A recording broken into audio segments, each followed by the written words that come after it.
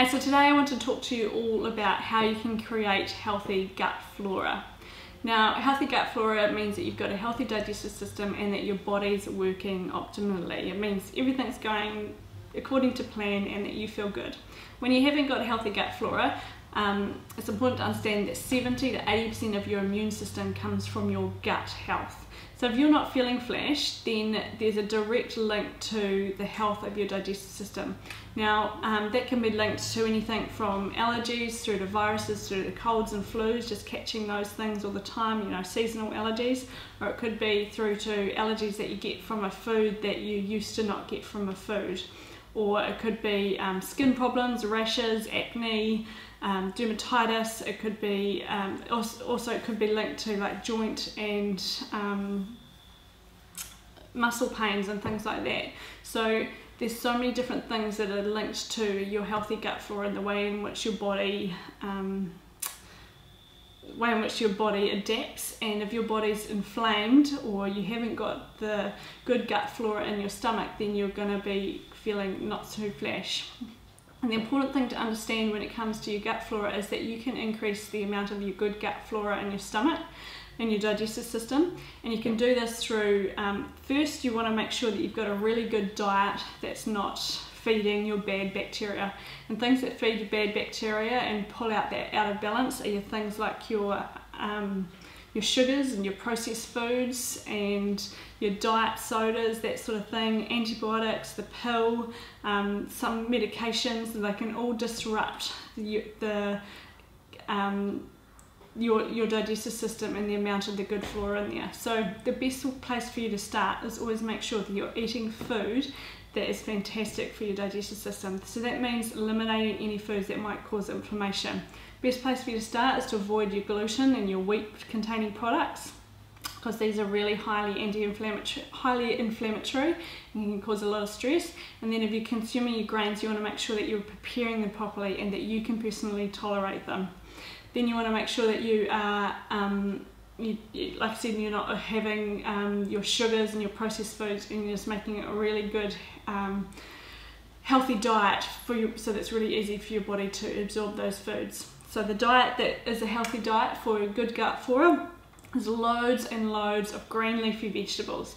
Make sure that you have a good 2 handfuls in every single meal so that your body's getting that good quality fibre, it's getting the good quality vitamins and minerals to help your body produce that good gut flora. And when you've got that quality fibre, it's helping to pull out toxins and helping your body to function optimally. Then you want to make sure that you've got good quality protein in your diet, and this comes from your animal meats and eggs and fish, and that those there are your building blocks for really good cells in your body as well.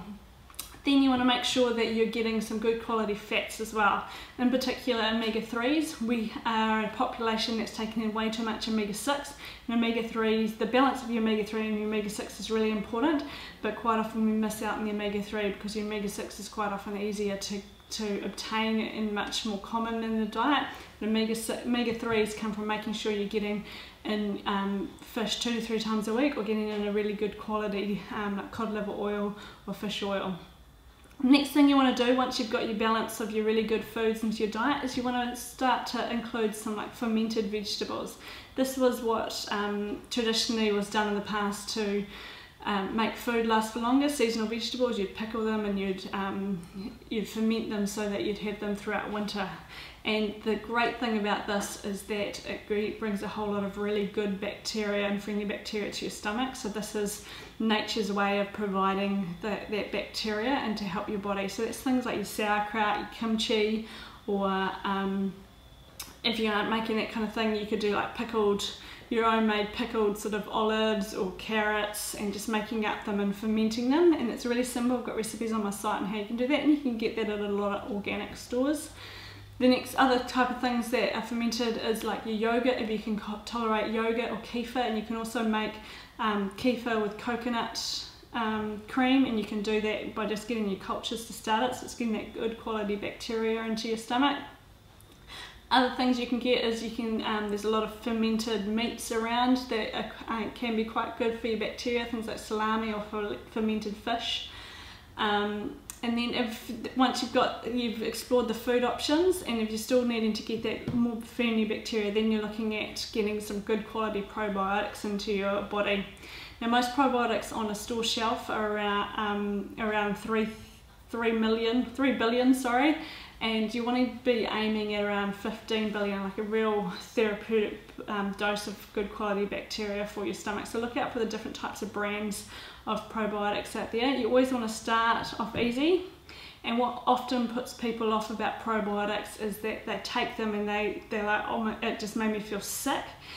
The thing about the probiotics is it's not the probiotics that's making you sick. Probiotics are about building up the good bacteria in your stomach and your digestive system, and about building up that good gut flora. So the reaction that people get when they take the probiotics at a dose that's right for them, and you're going to find out what that dose is by just working out where your body's starting at.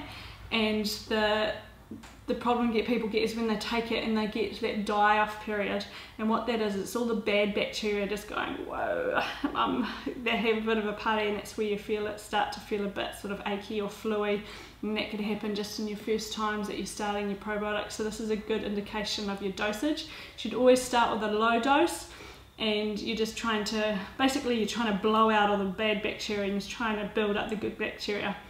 There's always going to be a bad and good bacteria in your digestive system, but you're trying to get that balance right so that your body can function optimally. And when you do get that balance right, that's when everything's working harmoniously and you're feeling really good. So if you are starting with probiotics, you want to start off with a small amount. First start off with your fermented foods and things like that, and then you start off with your probiotics. Start off with a small amount, see if you feel any symptoms or things like that.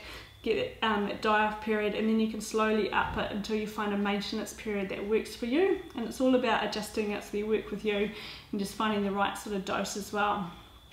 So there's heaps of different ways that you can increase your healthy gut flora in your stomach, and the main thing is to make sure that you really look and pay attention to the food that you're consuming. Don't eat food that's just feeding the bad bacteria, and just eat really healing foods so that you can get your healthy gut flora happening. And remember, 70 to 80% of your immune system comes from your gut, and so you want to make sure that this is nice and healthy.